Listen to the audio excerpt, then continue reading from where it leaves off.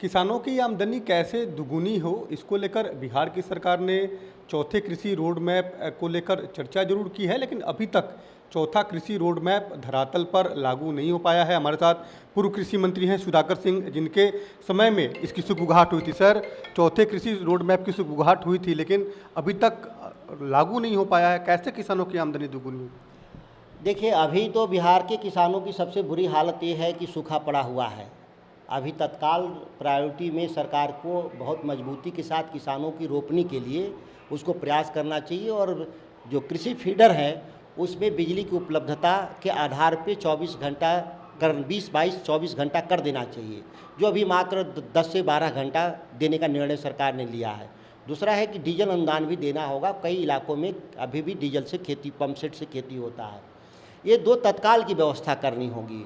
इसके अलावा बहुत सारा जो वैकल्पिक फसल की भी बात करना होगा। जहाँ धान की खेती नहीं हो सकती वहाँ पे दलहन तिलहन का भी जुगाड़ करना होगा, सब्जी का, कि कुछ लोगों की आमदनी हो।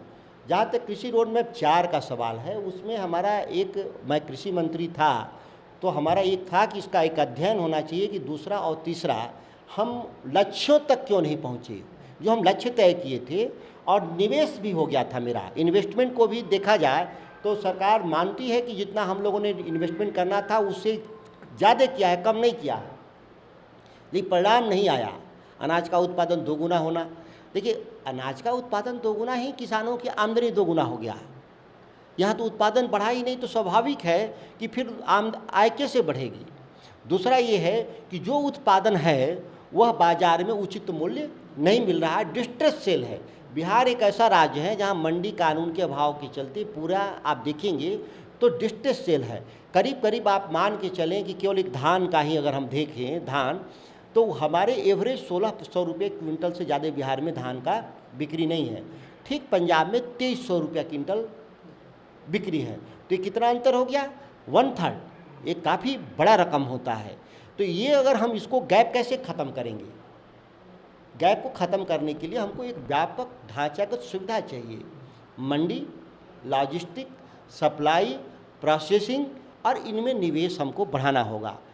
2700 करोड़ रुपया मंडियों के रिनोवेशन के लिए हम लोगों ने उस समय जो प्रोविज़न किया था, जिसमें कहीं कहीं काम लगा हुआ है लेकिन उसकी गति धीमी है, उसको तेज़ गति से करना होगा।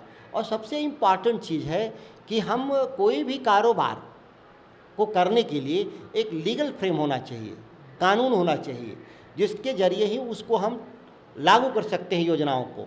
उसमें भी हमारी प्रगति नहीं के बराबर है। मेरी जानकारी के हिसाब से कह सकते हैं कि जहां हम पहले थे आज भी हम वहीं खड़ा हैं। इस बार जो मानसून है वो काफ़ी कमज़ोर है, जो औसत है वो काफ़ी कमज़ोर। तो लगता है कि इस बार भी उत्पादन पे काफ़ी असर पड़ेगा। देखिए, पिछली बार भी आप ध्यान दीजिए तो पूरा जुलाई इसी तरह का माहौल था, मानसून कमज़ोर था, और हम 12 अगस्त को हम लोग मंत्री बने थे।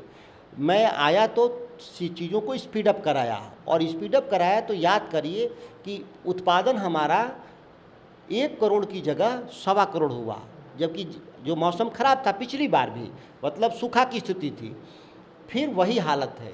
तो इससे हमको निपटने के लिए तत्काल पूरी सरकार को सारी मशीनरी को हमको लगाना होगा।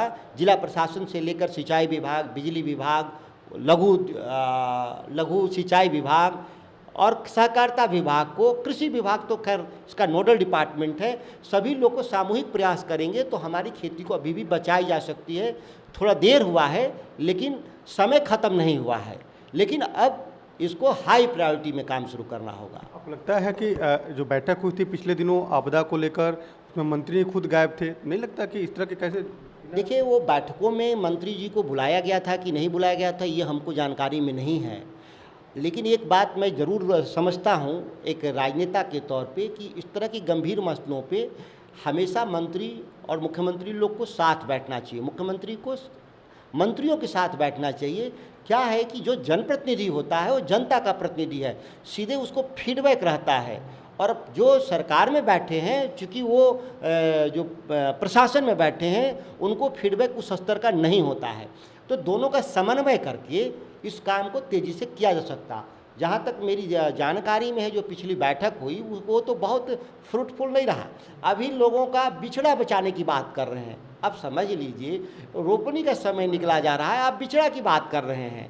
आपको सीधे रोपनी करने के लिए डीजल अनुदान देने की बात करनी चाहिए, आप बिचड़ा पे अनुदान देने की बात कर रहे हैं। आप बिजली 8 से 12 घंटा किया, जबकि आपका आदेश होना चाहिए कि उपलब्धता के आधार पर अगर 20 घंटा अगर बिजली है गांव में तो 20 घंटा खेत के लिए दीजिए।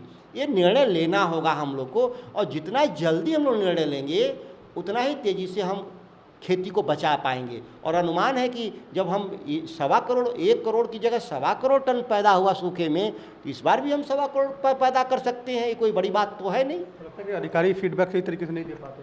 देखिए, अधिकारियों के पास मैकेनिज्म नहीं है फीडबैक का। अभी बताइए, कृषि विभाग का हड़ताल चल रहा है, उसके सारे जो फील्ड ऑफिसर हैं, कर्मचारी हैं, वो हड़ताल पे हैं। जो इनके जो डेटा कलेक्ट वही करते हैं, सरकार को फीडबैक वही देते हैं, तो वो तो हड़ताल पे हैं।